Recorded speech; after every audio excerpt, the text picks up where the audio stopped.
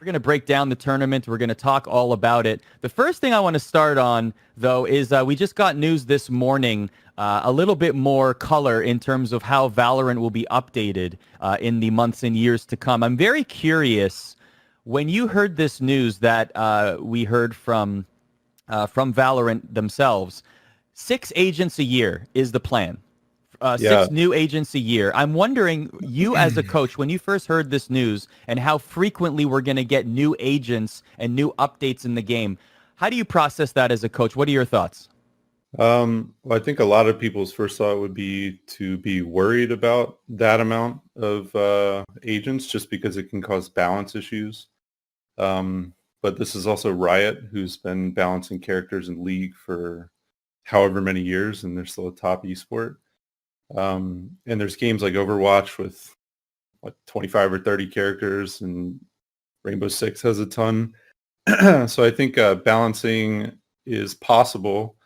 It might bring up interesting parts of Riot's plan in the future where they're introducing character bans and stuff.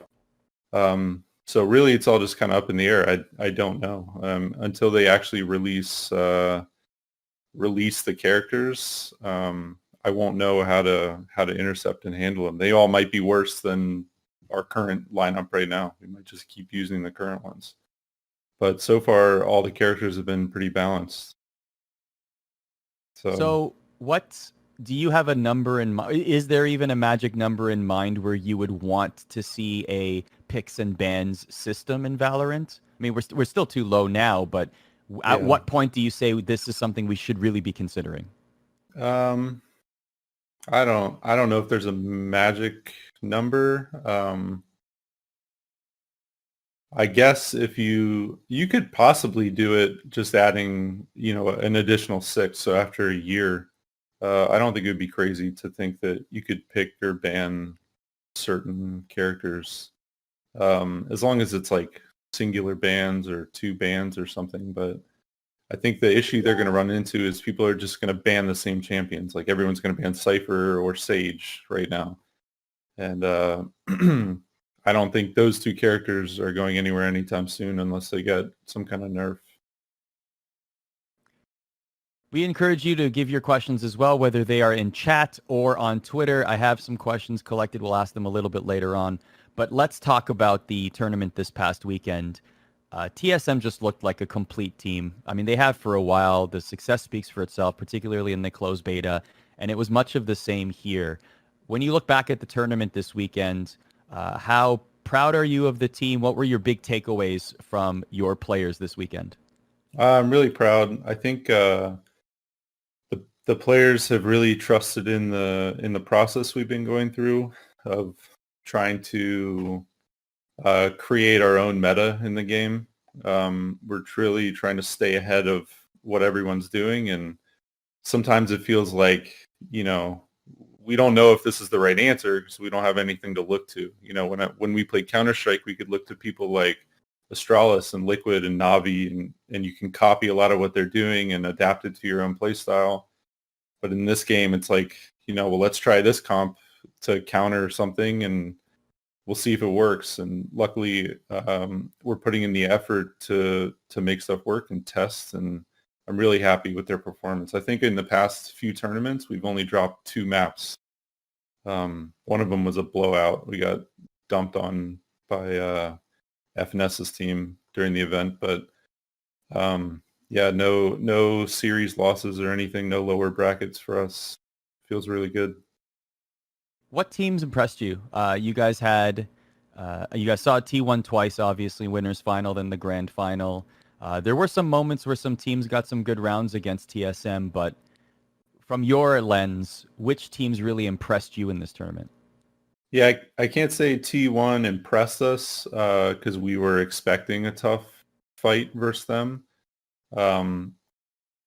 But once we were able to adapt to what they were doing, it was pretty straightforward. I think FaZe was obviously the standout group coming into the tournament. No one really expected anything from them because they've only been playing together for like a week. And I'm not even sure it's their full lineup because I know they've also picked up Jason R. But Yeah, I think FaZe is probably the most impressive.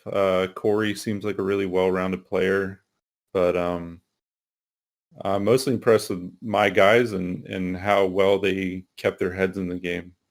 So I'm really happy with our performance. I wasn't really worried about how anyone else was going to play. I just wanted to make sure that we could bring what we've been doing in scrims to matches, and we did that.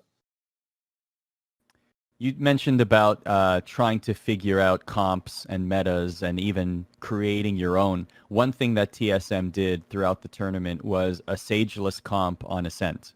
And a Yeah. lot of teams did use Sage on Ascent. Take me through that. When did you guys start thinking about that, implementing that? How did that happen, and why did you stick with it? Well, everyone has this core of Brim, uh, Brimstone, Sage, and Cypher, right? Which means that we only have two characters to put onto Drone and Wardell, because Cutler, Hazed, and Sabrosa are those core utility characters.